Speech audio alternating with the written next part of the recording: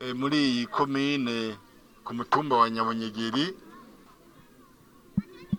Twari dusanzwe tuzi yuko iyo miryango ihari, ariko ntitwari tuzi ko bagezaho batishoboye uko twabisanze. Twagerageje rero ibyo dushoboye, turafunguriye ku byo na twebwe twaronse nk'inzamuzo, kandi niwo muco w'intwararumuri, kuko ku munsi w'Imana iyo tutaronse akaryo k'imikino tuja mu bikorwa nk'ibi byo gushyigikirana, gushyigikira abatishoboye cyane tukabikora byose. Uyu munsi rero twahisemo igikorwa kimwe cyo gushyigikira abatishoboye. Ku munsi w'Imana waheze twari twagiye kuraba irerero ry'abandi batishoboye b'Inzoya muri komine ya Gahombo mu ntara ya Kayanza, aho bita mu Rukago. Uyu munsi rero twaramutse dufungurira imiryango y'abaterambere niko bayita, bari kuri uyu mutumba, kuko twari twumvise ko by'ukuri batishoboye. Dusaba rero n'abandi bene gihugu bari hano, inzego zirongoye intara gushika mu Gacimbiri, ko bafata iya mbere kugira ngo bashobore gushika kuri abo bantu, kandi bashobore no gufasha ko abantu boronswa uburaro bwiza. Turi mu mbonakazoza nziza y'iterambere, ariko twifuza ko 2040 ya mbonakazoza turiko turigisha n'aba basa n'abasigaye inyuma tuzoba turi kumwe.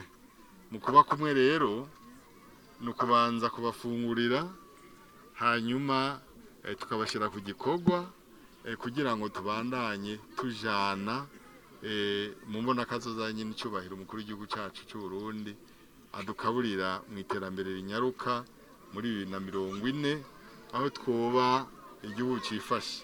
Tuzoshikira igihugu cyifashe rero n'iyi miryango yitwa ko yasubiye inyuma yamaze kuja mu miryango yifashe, yigaba ikigaburira, kuko murabona yuko aho bari batarashika aho bigaba ngo bigaburire. Turahamagariye abarundi bose abatwumviriza kugira ngo aho baherereye bakubita agatima impembero, barabe ko atamiryango iri kwirasigara inyuma cyane.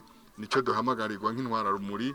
Abo rero bariko barasigara inyuma tubazamure tujane.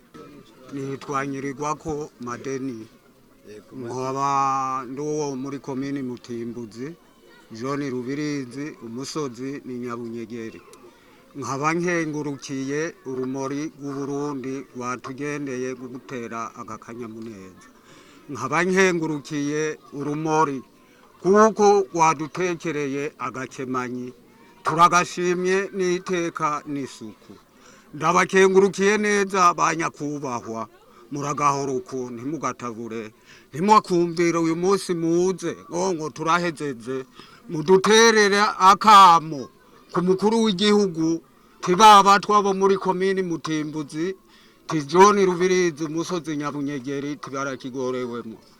Buraca tukaganya, bwakwira tukaganya, imvura iguye amaganya bamunda, abana barazobagira nka kujya ku miswi y'inkoko. Mudufashishe uduhema utuzu tubamwo, imvura iguye yose irera hari indani. Ndakenguruke neza, ndakengurukiye urumuri rw'amahoro. Muragahora uko, muragahabwa impundu n'ingoma, muvugirizwa impundu n'abagabo n'igihugu cyose.